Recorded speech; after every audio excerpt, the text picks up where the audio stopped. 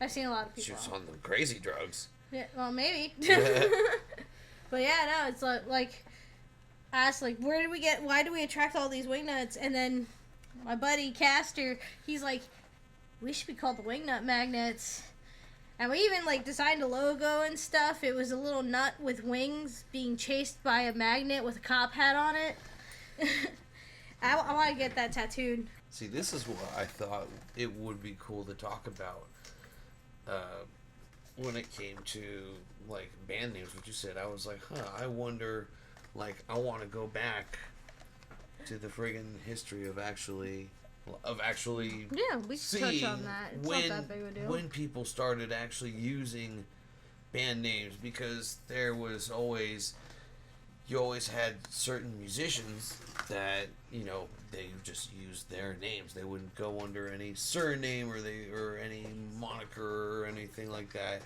No, I mean, if you or any stage name to, you know, maybe not give away who they actually are. Well, if you look at most classical music is named after the artist that actually composed it, not necessarily the people who played it. Yeah, but that's because they did create the music. They had musicians to help them so he could hear what his work sounded like. Right. And but ultimately it is his time and effort, his notes that he choreographed together, that he pieced individually all on paper to create whatever music was made. Right. So keep that in mind when you think about it. So technically the first bands would have been whatever orchestra they were working with. But they didn't go under any sort of moniker? Yeah, nothing like that wouldn't directly give away who exactly they are. So well, I'm pretty sure that some orchestras had names. I mean, I know currently there's plenty of orchestras that have names.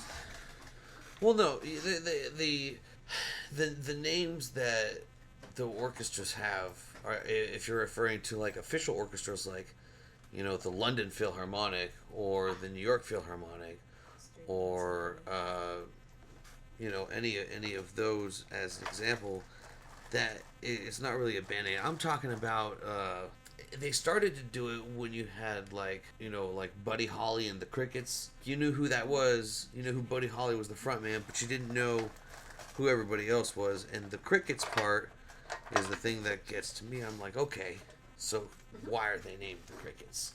Yeah, I have. And I want to find out when people started going under, like, the Beatles.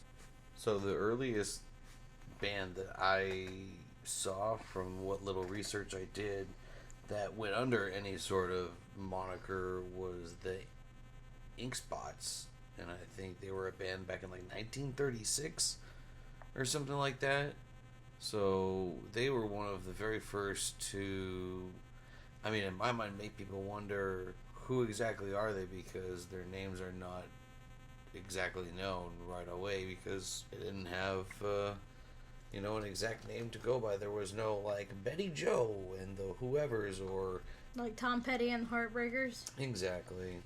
So, but God, there's all kinds of band names. There's some crazy band names out there. There's some that I love that are for shock value. One band I like in particular called We Butter the Bread with Butter, and man, they are absolutely hilarious. They're good. They're crazy metal, but there's also one band name that I have the absolute most ridiculous time trying to say, and if I can remember where I found it, I'd be able to how to pronounce it. Try. Okay, I have it right. I found it, and it is okay. Bear with me. Paracoccydoidomycosis proctitis sacromucosis. Yeah, I'm not trying to bother to say that shit. A Mexican gore band.